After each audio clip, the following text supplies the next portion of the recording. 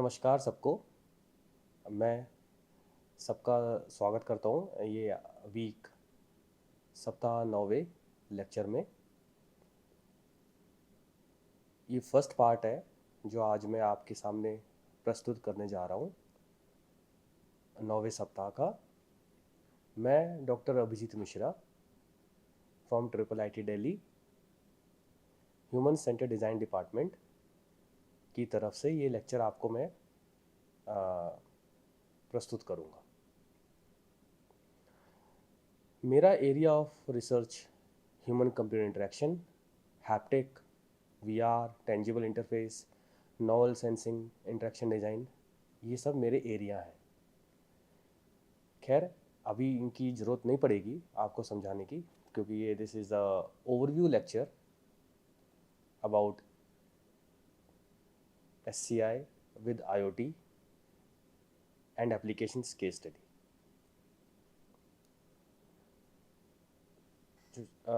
Start करते हैं अब अपना लेक्चर। सबसे पहले मैं आपको बताना चाहूँगा हमारे इस पूरे कोर्स का एजेंडा क्या है। हम क्या क्या किस किस एरियाज़ पर, पहलुओं पे हम बातें करेंगे। पहला एरिया है introduction to SCI and IoT। हम डिस्कस करेंगे इसके ऊपर।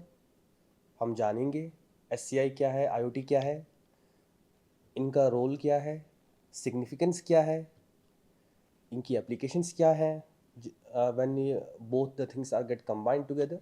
जब दोनों एक साथ मिलते हैं, कौन दोनों, SCI with IoT। And challenges भी हम इसको देखेंगे। देन हम आज के उभरते हुए ट्रेंड्स को देखेंगे एंड फ्यूचर डायरेक्शंस भी हम डिस्कस करेंगे। फिर मैं आपको अपने ही कुछ प्रोजेक्ट्स की केस स्टडीज़ के रूप में आपके सामने प्रस्तुत करूंगा कि व्हाट काइंड ऑफ कि वो क्या इनेबल कर रहे हैं, क्या किस चीज़ की कमी को पूरा कर रहे हैं, वो प्रोजेक्ट्स मैं आपके सामने रखूँगा। उसमें पहला प्रोजेक्ट होगा हैप्टीट्रैक और दूसरा होगा मोबी टेंजिबल्स। अगेन मैं आपका स्वागत करता हूँ इस लेक्चर में। अब हम लेक्चर स्टार्ट करने जा रहे हैं। पहला पॉइंट आता है व्हाट इज़ SCI। SCI है क्या? बहुत सारी डेफिनेशंस एग्जिस्ट करती हैं। अगर आप ऑनलाइन देखोगे, ऑफलाइन पढ़ोगे, कहीं भी पढ़ोगे आपको बहुत सारी डेफिनेशंस आपको दिखेंगी जो आपके सामने एग्जिस्ट करेंगी फॉर SCI। सबका एक अलग अलग तरीका है बताने का। SCI ये है,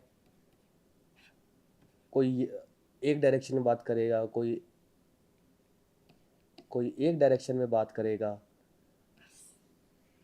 बट रादर देन मैं आपको ये डेफिनेशन पढ़ के सुनाऊं कि SCI is the study of designing interfaces for effective human interaction. पूरा मतलब SCI का बस इतना है कि कैसे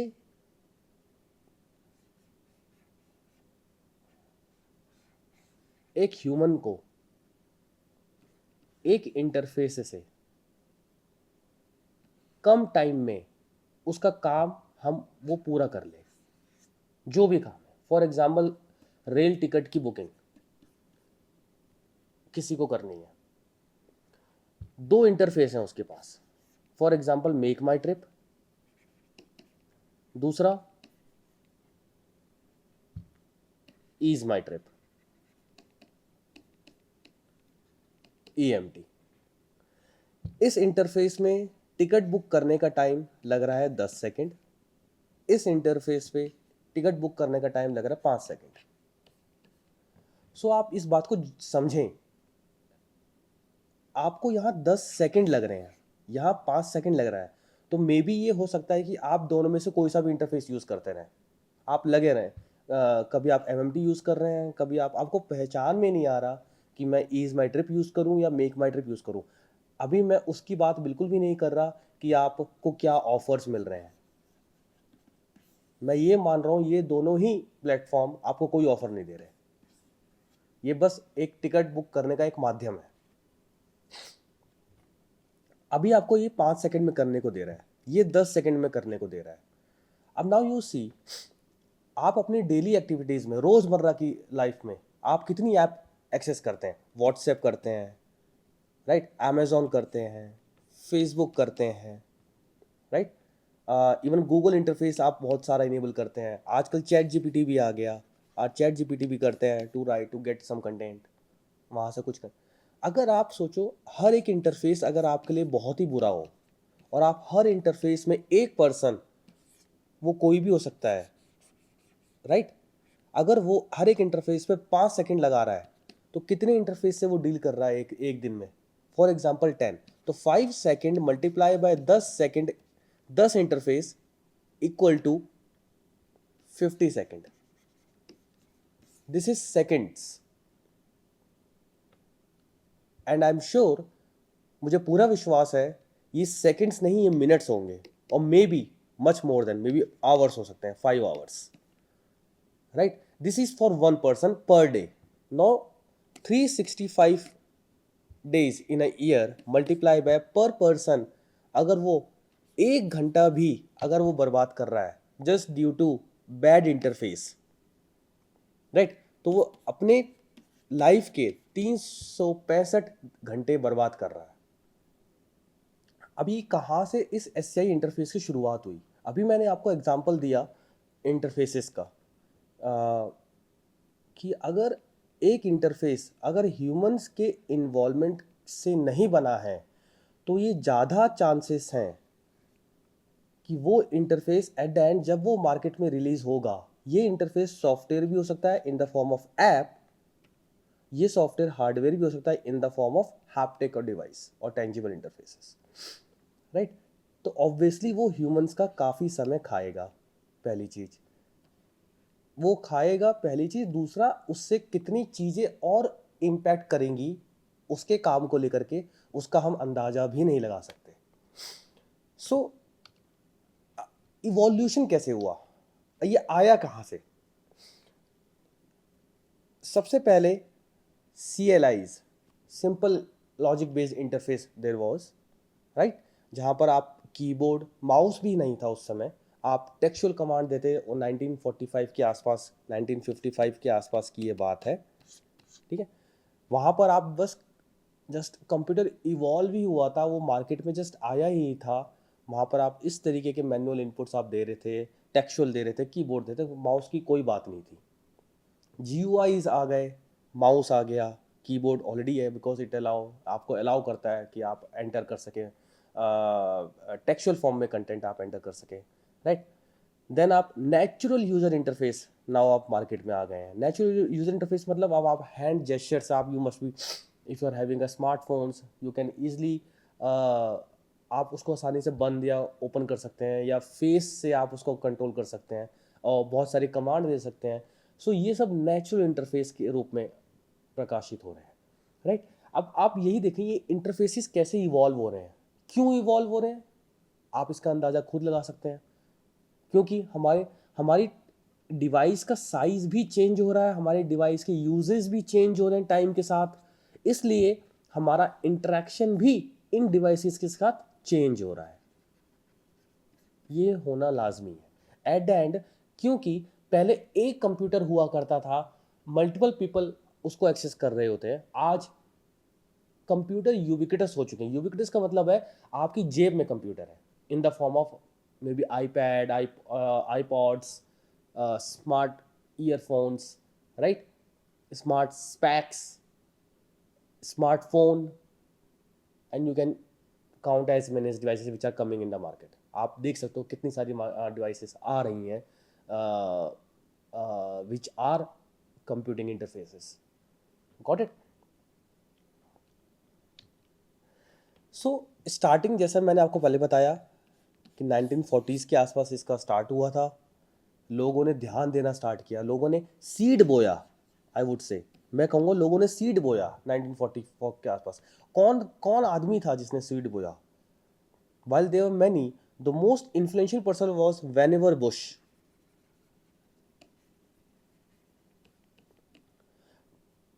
he explicitly mentioned in one of his article, that article named as we may think, which you can found, आप उसको आसानी से पा सकते हैं online, and you can also read कि इसका इन्होंने इनका वेन्यूअर बुश का इमेजिन क्या था, इमेजिनेशन क्या थी उस समय 1940, जब कंप्यूटर थे ही नहीं, कंप्यूटर बने ही नहीं थे, उस समय वो क्या सोच रहे थे।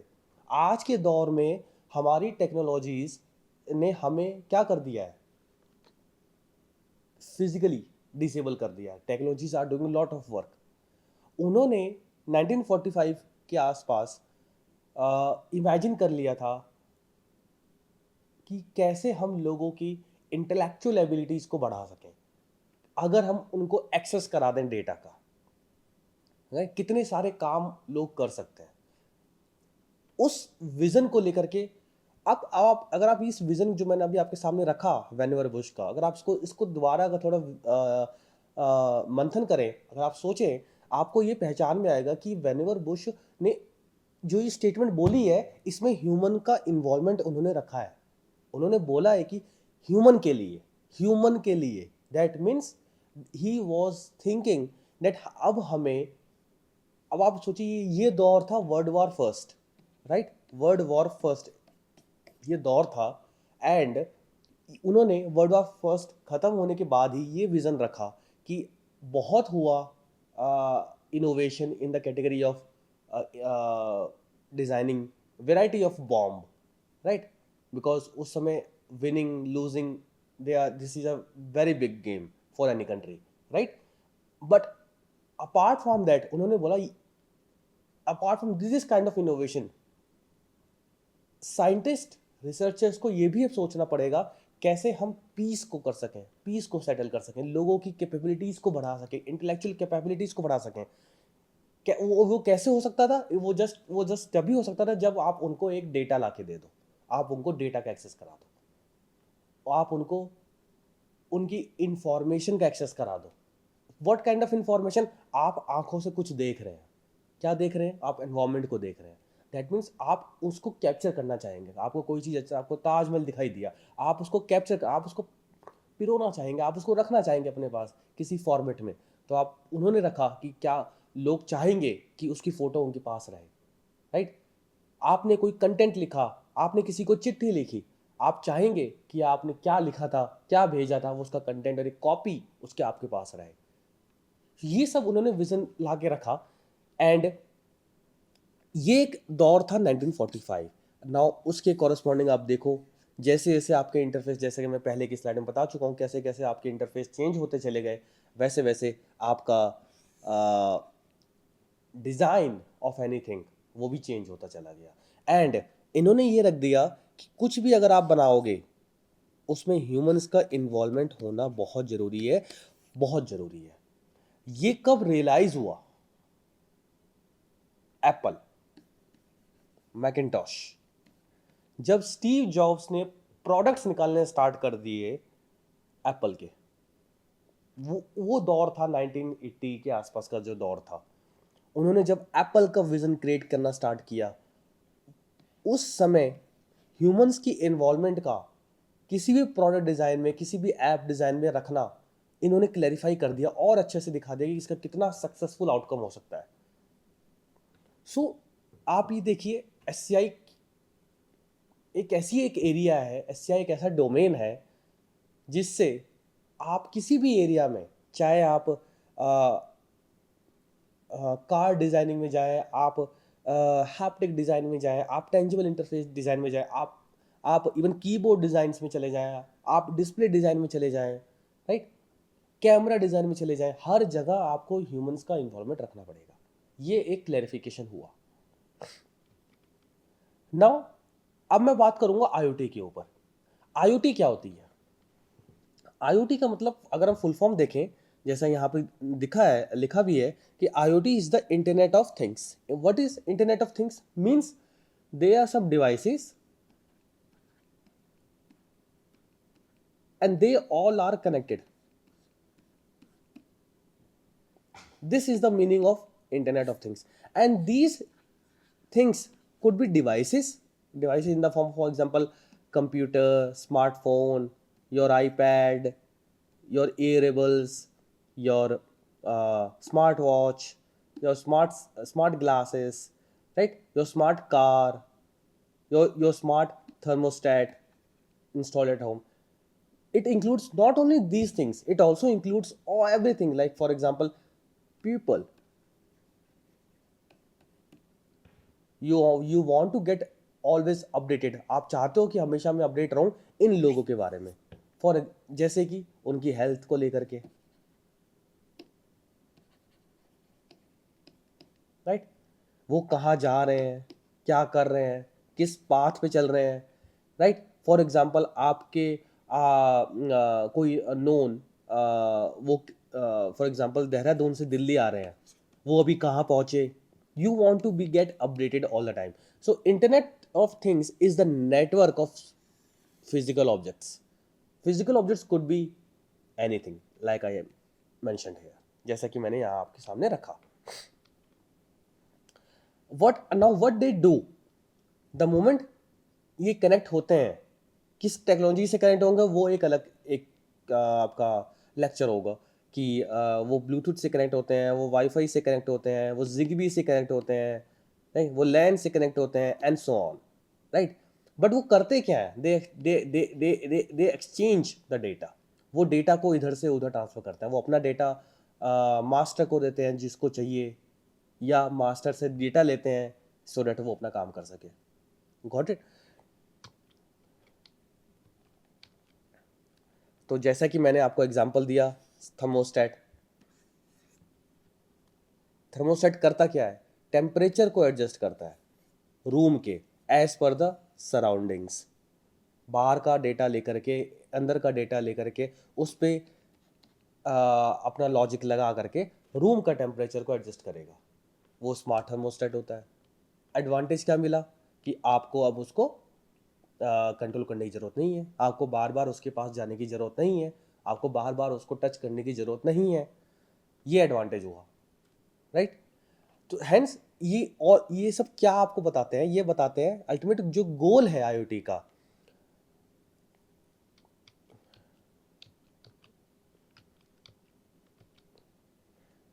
is to connect the unconnected. This is the ultimate goal. Because क्यों चाहते हो? आपको हर चीज़ की जानकारी चाहिए. ये ह्यूमन की एक टेंडेंसी है, ये ह्यूमन की एक यू कैन से आप कह सकते हो रिक्वायरमेंट है. अब वो इतना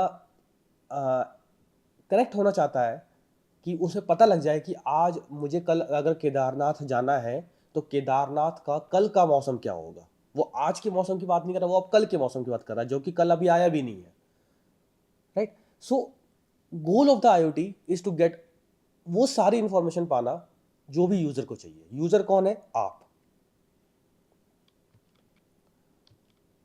so like this figure demonstrate, जो फिगर मैं आपको ऑलरेडी पहले स्लाइड्स में दिखा चुका हूं कि कैसे आपका एक एरिया है जो कि कितनी डिवाइसेस से कनेक्ट होता है और कितना डेटा आप इमेजिन करिए कितना डेटा फ्लो हो रहा है, राइट? कितना डेटा, और ये पर यूजर डेटा है. पर यूजर डेटा कितने यूजर है? You I don't know, right? Billions, trillions and so on. How कितना डेटा फ्लो हो रहा, कितना डेटा एक्सेस हो रहा, कितना डेटा कंप्यूट हो रहा, कितना डेटा प्रोसेसिंग में जा रहा है, you can't even imagine. Got it? So ये कैसे इवैल्यूएशन हो रहा? एससीआई का सीड तो बो दिया था. कब बो दिया था? वेनवर बुश ने. कब? 1945 के आसपास, राइट? आईओटी का सीड कब बोया, कब आया ये पिक्चर? ये 1990s के आसपास आया. अभी इस समय जब एससीआई का पीरियड चल रहा था 1945 से, यहाँ पर इंडिविजुअल डिवाइस की बात हो रही थी. आप कुछ भी बनाओ उसमें ह्यूमंस का इन्वॉल्वमेंट होना चाहिए. ये बात अभी तक नहीं निकली थी कैसे इन सबको भी कनेक्ट कर सकते हैं. ये कभी नहीं निकला, ये कभी डिस्कस भी नहीं हुआ. ये 1990s में जाके डिस्कस हुआ कि कैसे हम 5-6 चीज़ें यूज़र के अकॉर्डिंग या सारी चीज़ें और वो सब एनवायरमेंट्स, सिचुएशंस, सीक्वेंसेस, वो सब कैसे जो कि अनकनेक्टेड हैं, जिसके बारे में यूज़र सोच नहीं पाता, उसको कैसे हम कनेक्ट कर लें और यूज़र के पास पहुंचा दें. तो ये 1990 में इसका सीड बोया, फिर हमारी कनेक्टिविटी, हमारा कनेक्शंस, हमारी कम्युनिकेशन पावर हमारी वो इंक्रीज हुई year by year, decades by decades. Now अब आप देख ही रहे हो कि आज हम 2025 ईयर में हम यहाँ पर हैं। हम यहाँ आज कितने डेटा के साथ प्ले कर रहे हैं जिसको अब हम ध्यान भी नहीं देते। वो आपकी फ़ोन में रेगुलरली आ रहे हैं, रेगुलरली आपके पास आ रहे हैं, बट आपको जो देखना आप तो वही देखोगे। But at the and data के साथ आप प्ले कर रहे हो, आप इंफॉर्मेशन के साथ प्ले कर रहे हो, आप कैसे डेटा को एक्सेस कर रहे हो, कितना कुछ हो रहा है आपके पास। बेनिफिट्स क्या मिले? Obviously automation, yes. For example अगर किसी के घर में रूम टेम्परेचर कंट्रोलिंग सिस्टम लगा हुआ है, वो आराम से अपना बैठ के आप रूम टेम्परेचर देख पा रहा है कि मेरे घर का रूम टेम्परेचर क्या है। अगर किसी के घर में कैमरा लगा हुआ है, वो आराम से digital information, digital image information access कर पा रहा है कि घर में क्या चल रहा है, may be in the form of image और वीडियो और बोथ। आज सब हो रहा है। आप मेंटेनेंस, अगर आप किसी इंडस्ट्री की बात करो, लोग अपने एक कंट्रोल पैनल रूम पे आप easily different plant P1, P2, P3, P4 सारे प्लांट्स का डेटा एक ही जगह आप देख पा रहे हो कि इस प्लांट में क्या एक्टिविटी है, इस प्लांट में क्या एक्टिविटी है, एंड सो ऑन। तो नाउ यू कंपेयर कि आप पहले के ज़माने में क्या होता था कि आपको जाना पड़ता था, you have to send one person कि जाओ प्लांट देख के आओ। लेकिन अब ये एरिया ख़त्म हो गया, जहाँ पर रिस्क भी ज़्यादा था कि आप प्लांट में भेज रहे हो, ह्यूमन के ऊपर रिस्क होता था। अब आपको भेजने की ज़रूरत नहीं है, आपने रिस्क फैक्टर ज़ीरो कर दिया। अब आप इजीली इंफॉर्मेशन को आप एक्सेस कर पा रहे हो, और कंट्रोल पैनल में जो इंजीनियर्स हैं, सुपरवाइजर्स हैं, टेक्नीशियंस हैं, वो इजीली डेटा को देख पा रहे हैं। तो इट मीन्स आप प्रिडिक्टिव मेंटेनेंस भी आप हैंडल कर सकते हो। कॉस्ट रिडक्शन कितना हो गया, आप मैंने आपको ऑलरेडी बताया कि आपने मैन पावर को ऑब्वियसली जस्ट टू आपको एक हायर करना पड़ता था just to get and to have कि आप कंटिन्यूस चेक कर सको सारे प्लांट्स की। आपने कॉस्ट रिडक्शन किया, आपने जो अदर इलेक्ट्रॉनिक सिस्टम लगे थे टू जो वहाँ पे डिस्प्ले करने होते थे पैरामीटर्स प्लांट के, वो अब वो ज़रूरत नहीं है। वो तो डेट मीन्स उन इंस्ट्रूमेंट्स की भी रिक्वायरमेंट हटा दी। तो डेट मीन्स आपने कॉस्ट रिडक्शन कर दिया। एक ऑर्गेनाइजेशन पे बहुत बड़ा बर्डन होता है ये कॉस्ट रिडक्शन। नाउ अब हम बात करेंगे, मैंने आपको अभी SCI बताया, मैंने फिर आपको IoT बताया, अब हम बात करेंगे इनका रोल प्ले क्या है। SCI में आपने समझ में आया कि आपको कुछ भी अगर बनाना है ह्यूमंस का इन्वॉल्वमेंट होना चाहिए। IoT का आपको समझ में आया भाई जो डेटा आपको डिफरेंट जगह से लाना है वो यहाँ पर ला के आपको प्रोसेस करना और सामने यूज़र के सामने रखना है। अब SCI ये कैसे ब्रिज है, how they are totally interrelated to each other. तो basically let's understand through this example. आपके पास P1 प्लांट है, P2 प्लांट है, P3 प्लांट है, P4 प्लांट है। ये दो इंटरफेस हैं आपके सेम चीज़ के लिए, I1 और ये I2। P1 प्लांट का डेटा जा रहा है, इंटरफेस पे आ रहा है। सपोज ये टेम्परेचर डेटा ही दे रहे हैं अभी फॉर अ टाइम भी, ये डेटा दे रहा है इस फॉर्मेट में। आप ईच टाइम क्या डेटा है आप देख पा रहे हो, ये डेटा दे रहा है डिजिटल फॉर्मेट में, और इसके साथ ही ग्राफ भी दे रहा है। यहाँ पर ईच टाइम का टेम्परेचर डेटा दिख रहा है और उसके साथ ही ये ग्राफ भी दिख रहा है। इस किस चीज़ में फ़ायदा है, कौन सा इंटरफेस कंट्रोल पैनल एरिया में बैठे लोगों के लिए बहुत यूज़फुल होगा, ये यूज़र ही बताएंगे फर्स्ट ऑफ ऑल। दूसरा, उसी यूज़र के बेसिस पे ही ये पैनल डिज़ाइन किया जाएगा कि ये वाला या ये वाला। तो इंटरफेस क्यों चाहिए, क्योंकि एट एंड मैंने आपको पहले ही बताया कितना रिस्क इन्वॉल्व होता है। अगर आप इतनी सी भी इंफॉर्मेशन लूज़ कर दो, फॉर एग्जांपल आपको 0 to 24 आवर का डेटा मिल रहा है कैमरा का, अपने रूम का, अपने घर का, और आपको बिटवीन 12 to 1 का डेटा नहीं मिला कम है, तो डैट मीन्स आप इरिटेट फ्रस्ट्रेट हो जाओगे कि where is the data of this particular 1 hour, कहाँ है इसका डेटा। आपको चाहिए, आपको एक्सेस करना है, क्या हो गया इतनी देर में मेरे घर में, क्या हुआ क्या एक्टिविटीज़ परफॉर्म हुई आपको नहीं पता चलेगा। दैट मीन्स, और अगर आपको ये डेटा सही तरीके से नहीं मिला आपके फ़ोन पे, आपके लैपटॉप पे, आपके कंप्यूटिंग इंटरफेस पे, वो भी आपके लिए बेकार है। दैट मीन्स आप वो डेटा सही से देख ही नहीं पा रहे हो, या आप जो आपको 5 सेकंड का टाइम लगाना था डेटा देखने के लिए, आप उसके लिए 1 घंटा लगा दिया। दैट मीन्स वो ह्यूमन इंटरफेस सही नहीं है। आपने वो इंटरफेस बिल्कुल भी सही से नहीं बनाया, आपने ह्यूमंस को इन्वॉल्व करके इंटरफेस नहीं बनाया, डिस्पाइट कि आपकी IoT डिवाइस डेटा भेज रही है आपको। ठीक है, सो इसलिए तो ये बहुत इंपॉर्टेंट है कि SCI और IoT दोनों साथ में ही चलती हैं हमेशा। जहाँ नहीं चलती हैं वहाँ ऑब्वियसली इश्यूज क्रिएट होते हैं, जैसा कि मैंने बताया, either in the form of time और in the form of some other hazards that could अगर, राइट, विच जिससे ह्यूमन अनअवेयर थे और उनको पता नहीं था कि इस डेटा का ये भी मतलब होता है। Got it? नेक्स्ट, इससे इन दोनों के रिलेशन से, इन दोनों के इंटरकनेक्शन से एक्सेसिबिलिटी इंक्रीज हो जाती है। जैसे मैंने आपको यहाँ क्रिएट बताया कि आप आसानी से डेटा को अभी क्या डेटा है, इससे पहले क्या डेटा था, आप आसानी से देख सकते हो, राइट। अगर आप यही नहीं पता लगा पाओगे कि 1 घंटे पहले क्या था या मेरे 1 घंटे की एक्टिविटी का डेटा में क्या हुआ, तो इट मीन्स वो इंटरफेस आपके लिए अच्छा नहीं है। वो इंटरफेस आपको रियल टाइम और मे बी रिक्वायर्ड टाइम की इंफॉर्मेशन आपको नहीं दे रहा है, और दैट मीन्स उसकी वजह से आपका टाइम लॉस होगा, आपकी एक्सेसिबिलिटी अच्छी नहीं है, आप रीच नहीं कर पा रहे डेटा पे, यूज़र फ्रस्ट्रेट होगा, बहुत सारे पैरामीटर्स क्रिएट हो जाएंगे, right? Hence, this is the advantage of linking both SCI with IoT is that SCI make the overall interaction, पूरा interaction user का with the content intuitive and user friendly. This is the overall game. Next, we have adaptive context aware interfaces. We have आपके for example आपका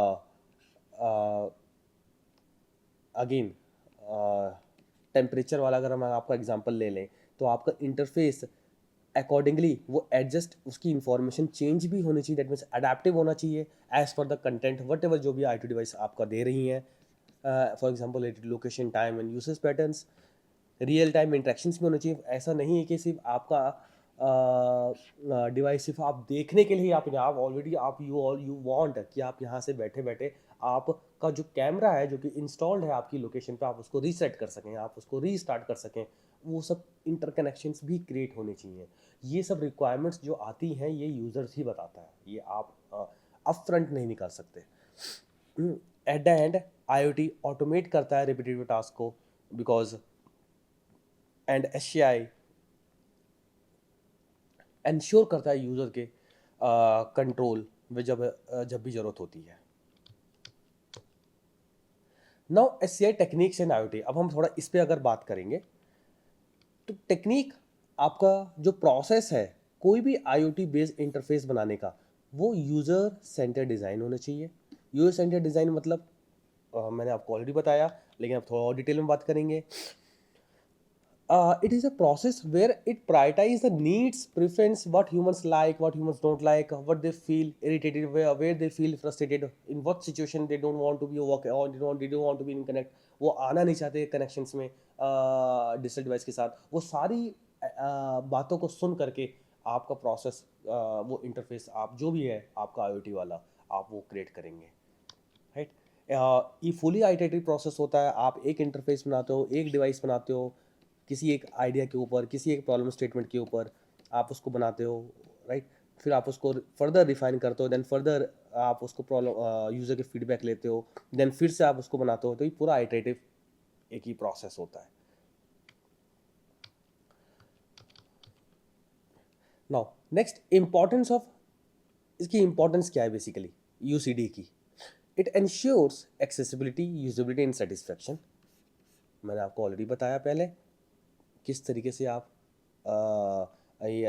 UCD ensure कर सकता है, करता है, और रिड्यूस करता है learning curve. This is very important. ये तो करता ही है एक्सेसिबिलिटी, ये तो करना ही करना है, राइट। लर्निंग कर्व, आपने कोई ऐप डाउनलोड की, अब आप उस ऐप को यूज़ करने के लिए आपने 10 मिनट लगा दिए, sometimes it happens, sometimes you can imagine, ये सभी के साथ होता है कि आप कोई फ़ोन खरीदते हैं, मे बी आपने कोई नया फ़ोन खरीदा, आपको कोई फ़ीचर उस पे ढूँढना है कि ये फ़ीचर कहाँ है, आप ढूँढ ही नहीं पाते हो। You go and ask the vendor, आप उनसे पूछो सर ये एक पर्टिकुलर टास्क इस कैमरा ऐप में कहाँ है। दैट मीन्स वो कैमरा ऐप उस पर्टिकुलर सिचुएशन के लिए उसने ध्यान नहीं दिया कि कैसे यूज़र्स, अब सिंस कैमरा उस फ़ोन की यूज़र तो कोई भी हो सकता है, इवन अ 10th क्लास स्टूडेंट और 70 ईयर ओल्ड मैन, कोई भी हो सकता है। सो दैट मीन्स वो इंटरफेस उस सब की प्रेजेंस को देख के, सबकी अवेलेबिलिटी को देख करके, सब टाइप के ऑडियंसेस को देख करके डिज़ाइन नहीं किया गया है। दैट मीन्स लर्निंग कर्व यहाँ पर बहुत ज़्यादा है।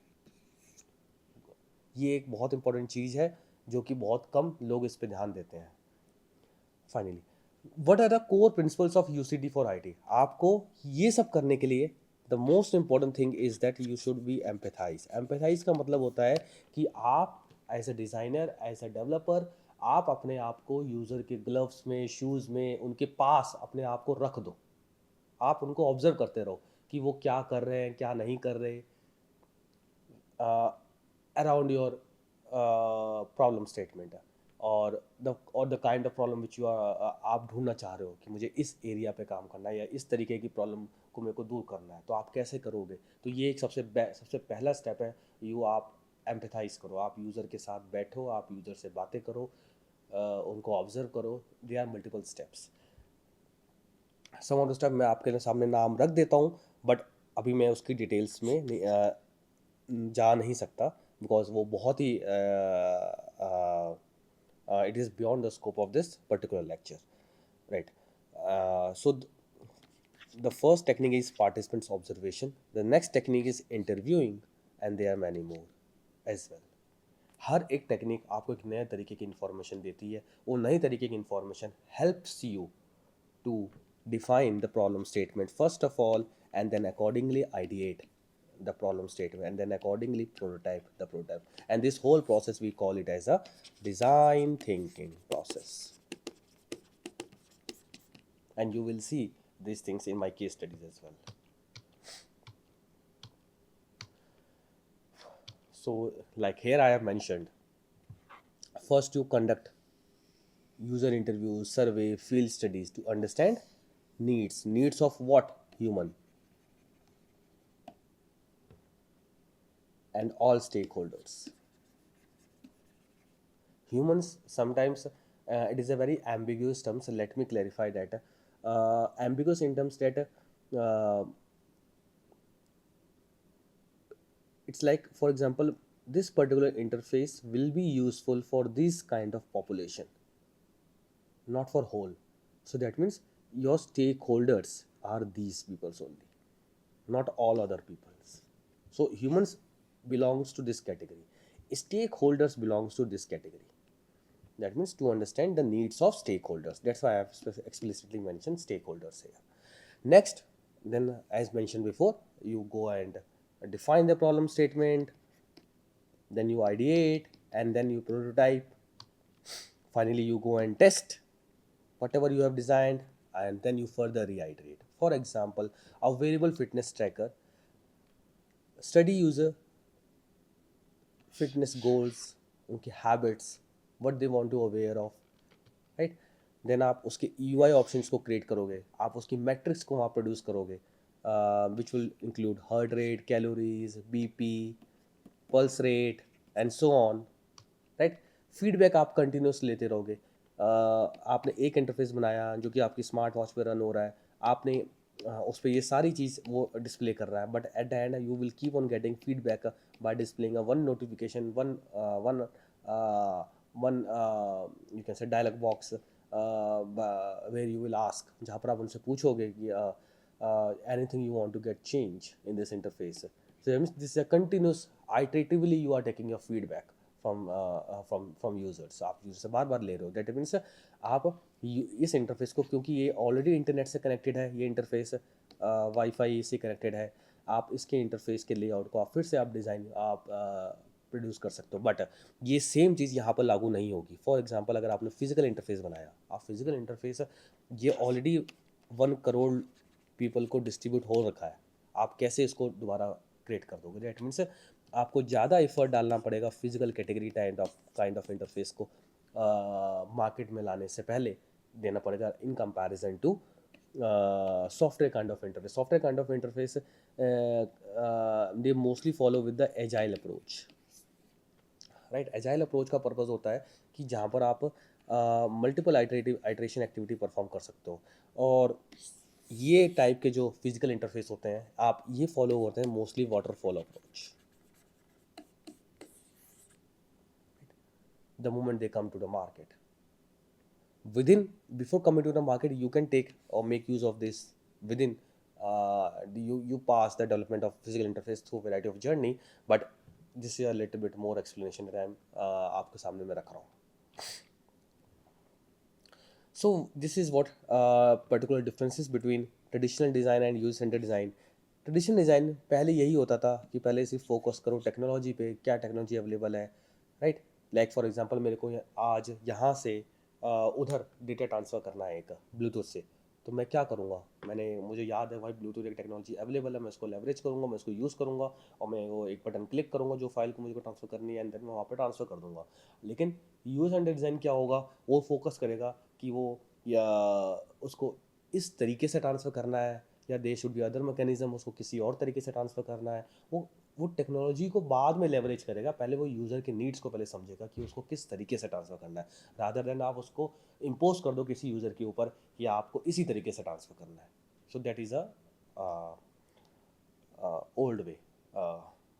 स्टैटिक डिज़ाइन होता है, राइट। यहाँ पर आइटरेटिव फीडबैक ड्रिवन होता है। वन साइज, बिकॉज आपने एक ही तरीका रखा इसलिए वन साइज फिट करेगा। यहाँ पर वो अडेप्टिव हो सकता है, बिकॉज आप मे बी 1 ईयर बाद आपने दोबारा क्वेश्चन पूछ लिया कि do you want to again transfer the data in the same manner, उसने बोल दिया no, obviously you have to fit, you have to, so that means your interface should be adaptive. Now what kind of interaction modalities? तो interaction modalities होती क्या है, पहले वो समझो कि कैसे यूज़र आईओटी सिस्टम के साथ, for example again I am taking example of smart thermostat. यहाँ पर आपकी टेम्परेचर रीडिंग्स एडजस्टमेंट है, राइट। यहाँ पर एक डायल है जिसको आपको रोटेट करना है, जो उसको आप रोटेट कर सकते हो ऐसे करके, and then you move it, right. कैसे वो यूज़र आईओटी सिस्टम के साथ इंटरेक्ट कर रहा है, ऐप के थ्रू कर रहा है, डायल के थ्रू कर रहा है, या दोनों के थ्रू आपने फीचर दे रखा है, what ever, that is a interaction modalities, right. It heavily focus on the user input, what kind of input you have applied, और दूसरा इससे क्या आउटपुट आने वाला, बिकॉज अगर आप इंटरेक्शन तभी कंप्लीट होता है जब आपका बाई डायरेक्शन फ्लो होता है। बाई डायरेक्शन फ्लो का मतलब होता है कि इनपुट गया आउटपुट आया। अगर आपका इनपुट गया आउटपुट कुछ नहीं आया, वो इंटरेक्शन नहीं है। This is simple definition of interaction. Interaction is always a by directional, right. Common interaction modalities भी आप जिसको आप बहुत आसानी से पा सकते हो। let me show all first. So touch interface is by mobile phone आपका, right. Voice interface again your mobile phone, your laptops, gesture आपके मोबाइल फ़ोन में होते हैं gestures. Wearable interface smart watch, smart SPAC, these are all wearable, right. Smart pacemaker, right. Smart sugar monitoring variable device है। ना जितने मैंने advantages बताए वो सारे एडवांटेजेस वो तो हैं ही, लेकिन कुछ कॉम्प्लेक्सिटीज़ के रिगार्डिंग भी हमें तैयार रहना चाहिए, हमें पता होना चाहिए। Let me put it all first. Design complexity, मैंने आपको पहले बताया, आप कोई भी प्रोडक्ट बना रहे हो,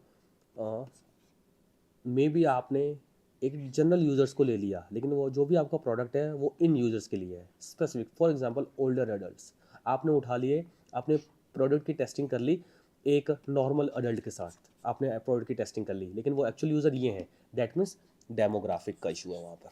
आपने ध्यान ही नहीं दिया कि आपका पार्टिसिपेंट कौन है एक्चुअल में, लेकिन आपने क्या कर लिया, despite your device is IoT device, that means IoT device आपका सही से रोल प्ले नहीं करेगा जब वो मार्केट में यूज़ आएगा by this people.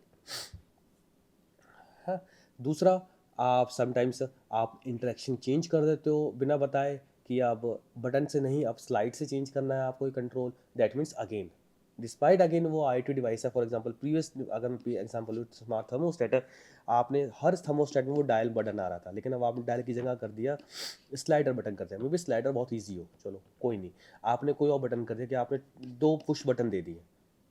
I don't know what is the meaning of 2 push button. जब क्या बोलते हैं डायल बटन से काम चल रहा था, वो ईजी टू मूव था, ईजी टू एडजस्ट था, क्यों आपने 2 पुश बटन क्यों दिए? दैट मीन्स आपको यूजर को बताना पड़ेगा किसी तरीके से।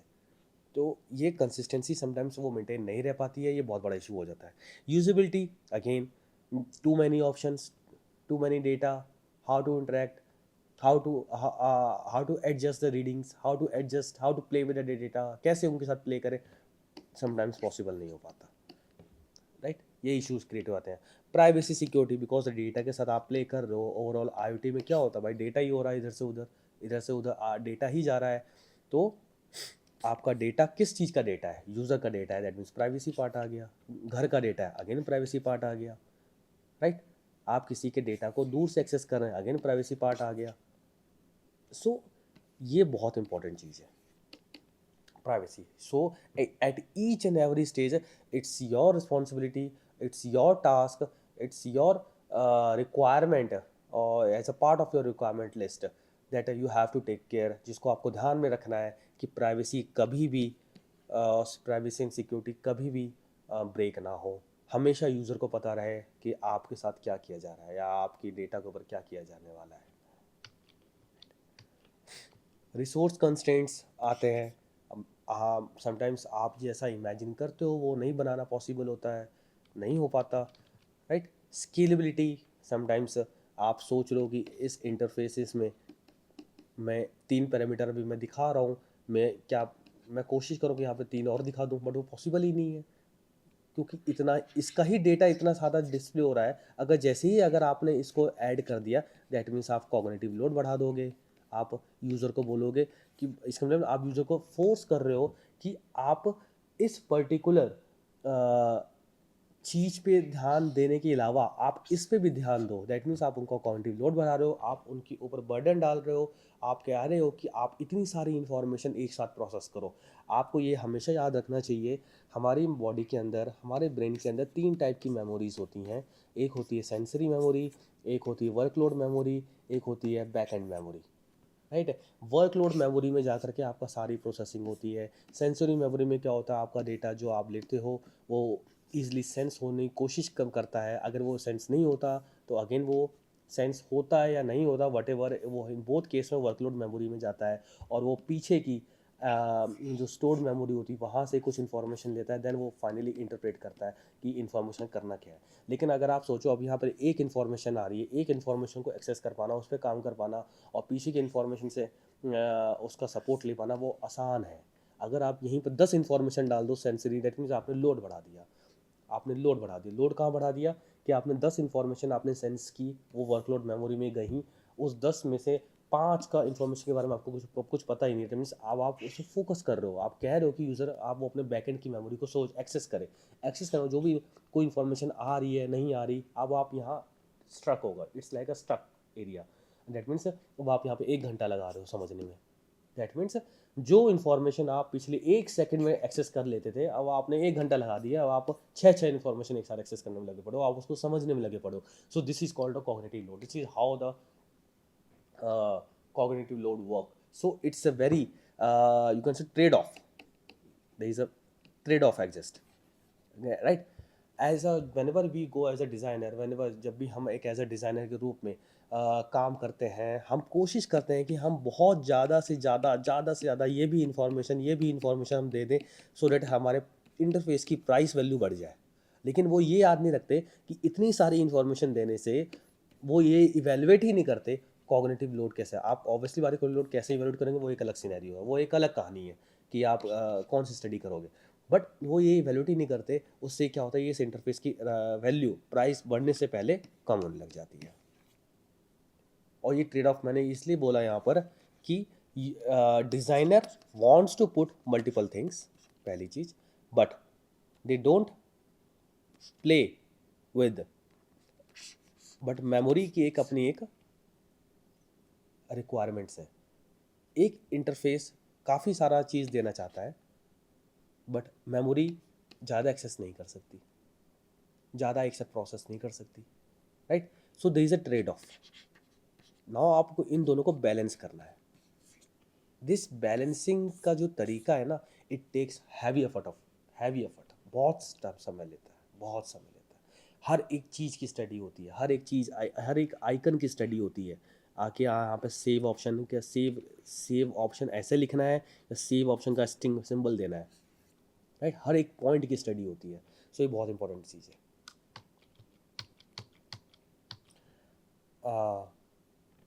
So this is about a scalability and that I mentioned. Then finally, there is a culture. Ethical concerns also comes.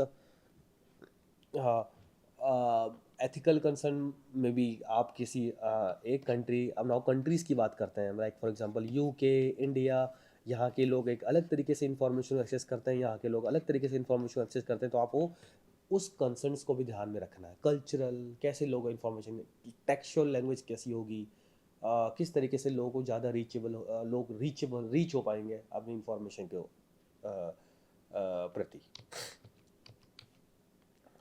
So this is one of the example of health monitoring. How the now you see this is a smart health monitoring system. So this is one of the sensing device. This is one of the sensing. Now you see how much data is getting transmitted through the base station to the cloud and then to your interface, whatever you also. Here is highly involvement is the SCI area, this part, right? And here it is the IoT area, because here you are getting lot of data. आप बहुत सारा data बहुत सारे device से ले रहे हो, user के बारे में, उसकी हार्ट के बारे में, उसकी फुल बॉडी के बारे में, राइट? डॉक्टर का डेटा, राइट?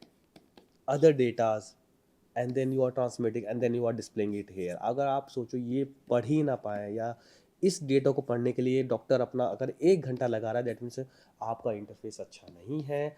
आप डॉक्टर को इनेबल कर ही नहीं रहे हो कि वो इंस्टेड ऑफ वन कि वो 10 लोगों को 1 घंटे में देख ले। सो ये एक बहुत बड़ा इशू है, ये एक बहुत बड़ी प्रॉब्लम है, जिसको हम SCI के रूप में SCI को यूज़ करके सॉल्व कर सकते हैं। एप्लीकेशंस ऑब्वियसली स्मार्ट थर्मोस्टेट, आप कैसे डेटा डिस्प्ले कर रहे हो, how you have connected TV वाला data, diffuser, dining room, whatever. Education,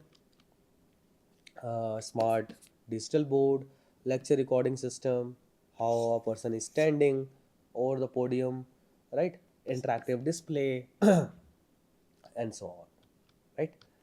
Emerging trends जो आजकल निकल के आ रहे हैं, voice driven audio, you must भी, आपने ध्यान दिया ही होगा कि एलेक्सा बेस्ड इंटरफेस कितने सारे हैं, राइट? अगर एलेक्सा बेस्ड इंटरफेस मार्केट में है, हम बात ही ना कर पाए एलेक्सा से, so that is again a issue of SCI, right? Remote एक ऐसी चीज़ है कि जिसमें इतने सारे बटन होते हैं, लेकिन आपको बटन का पर्पज़ ही नहीं पता होता कि इस बटन का पर्पज़ क्या है, क्या मीनिंग है यहाँ पर रेड और ब्लू का, क्या मीनिंग है यहाँ पर इन बटन्स का जो इधर लिखा है, क्या मीनिंग है इन पॉइंट्स का, क्या मीनिंग है इनका, क्या मीनिंग है जो यहाँ पर कभी आपने बटन्स देखे होंगे, राइट? मेन्यूज़ में जा कर के हमें क्या क्या चीज़ें मिल सकती हैं। रिमोट एक बहुत बड़ा एक बैरियर रहा है यूज़र्स के लिए in terms of their usability, despite वो ट्रांसफ़र कर रहे हैं डेटा आपके हाथ से टीवी की तरफ। नाउ अब हम वर्चुअल रियलिटी, ऑगमेंटेड रियलिटी दुनिया की तरफ हम जा रहे हैं, बढ़ रहे हैं, तो ऑब्वियसली आपको नए एक्सपीरियंसेस चाहिए। आप आप किसी लर्निंग पॉइंट ऑफ व्यू से अगर देखना चाह रहे हैं, दैट मीन्स आपको इमर्सिव एक्सपीरियंस बहुत ज़्यादा चाहिए, आपको इमर्सिव प्लस रियलिस्टिक चाहिए। अगर आप कोई वीडियो देख रहे हैं, ऑब्वियसली आपको इमर्सिव चाहिए। तो आपको बैलेंस बना के रखना है।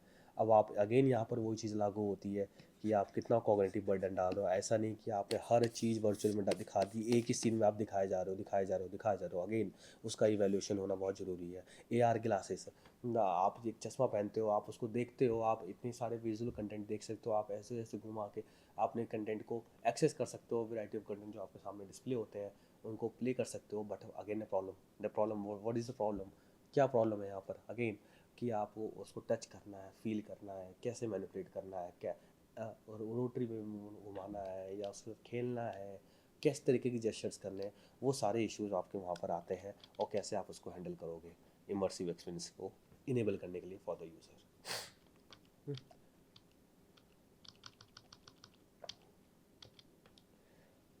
मैंने इस पे पहले बात की कि डेटा पे ऑलरेडी बात हो रहा है, तो प्राइवेसी एंड डेटा सिक्योरिटी ये बहुत बड़ा चैलेंज है। बायस एंड फेयरनेस, एलेक्सा आप यूज़ कर रहे हो अफ्रीका में, एलेक्सा आप यूज़ कर रहे हो इंडिया में या यूएस में, एक एलेक्सा की जो टोन है वो एक बहुत बड़ा रोल प्ले करेगी उसके यूजिबिलिटी में, उसकी मार्केट वैल्यू पे, कि अफ्रीका में क्या वो बिक रहा है, क्या इंडिया में वो बिक रहा है। सो उसको पहचानने के लिए, उसको जानने के लिए आपको ये एक बहुत बड़ा इशू है कि आपको बायसनेस जो ये है आपको ये हटानी होगी। आपको इसकी वॉइस की इंटरफेस की जो वो इंटरेक्शन है विद द यूज़र, आपको उसके साथ प्ले करना पड़ेगा। ये एक बहुत बड़ा इशू है जो रहता है। एल्गोरिदम बायस है, आप वॉइस कैसे चेंज कर दोगे एल्गोरिदम की, जिस तरीके का आपने स्पीकर रखा है वो उसको वो वैसी ही आवाज़ देगा, लेकिन आप बोलो कि वो एज अ अफ्रीकन आपको बोलना स्टार्ट करा दे या एज अ नाइजेरियन वे में बोलना स्टार्ट कर दे, वो बहुत ही बड़ा एक वो है उनकी टोन में। Speaking in Hindi is a different way in comparison to speaking in Hindi and actual Bhojpuri में, राइट। सो एक ये बाइसनेस समटाइम, ये सारी चीज़ें हैं जो इफ़ेक्ट करती हैं एक किसी की प्रोडक्ट की मार्केट वैल्यू पे, जब हम ग्लोबल लेवल पे बात करते हैं। Environmental impact, obviously E waste generation होगा आपका, बहुत सारी चीज़ें, बहुत सारे इलेक्ट्रॉनिक्स डिवाइसेस यूज़ होंगी, एनर्जी कंजम्पशन ज़्यादा होगा, राइट। फेशियल कंसर्न्स आपके बहुत ज़्यादा क्रिएट हो सकते हैं एथिकल यूज़ में।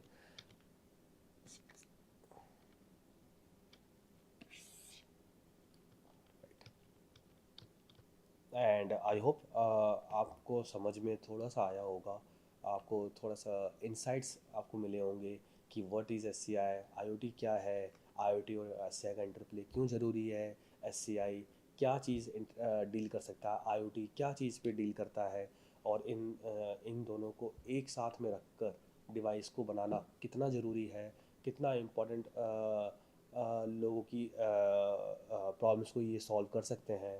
ये सारी चीज़ों पे हमने आज डिस्कस किया, मैंने वो भी क्रिएट बताया कितने चैलेंजेस भी हो सकते हैं प्राइवेसी को लेकर के, कल्चरल इश्यूज़ को लेकर के, सोसाइटल इश्यूज़ को लेकर के, वॉइस बेस्ड इंटरेक्शंस को लेकर, बायसनेस हो सकते हैं, इसको कैसे रिजॉल्व कर सकते हो, कितना रिजॉल्व कर सकते हो, ये सब आप पे ये जितने भी चैलेंजेस पॉइंट ऑफ व्यू होते हैं ये स्टडिकल पॉइंट हैं, आपको स्टडी करनी पड़ेगी।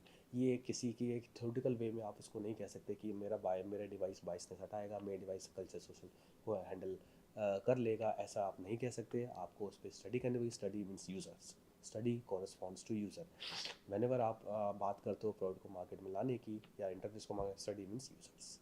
So with this I hope आपको थोड़ा इस पे लेक्चर समझ में आया होगा, आपको समझ में आया होगा कहाँ से क्या इवॉल्व हो रहा है, लोगों ने कब बीज बोया था ह्यूमन कम्युनिटी इंटरेक्शन का, लोगों ने कब बीज बोया था IoT का, क्यों ज़रूरत पड़ी, SCI कहाँ रोल प्ले कर रहा है।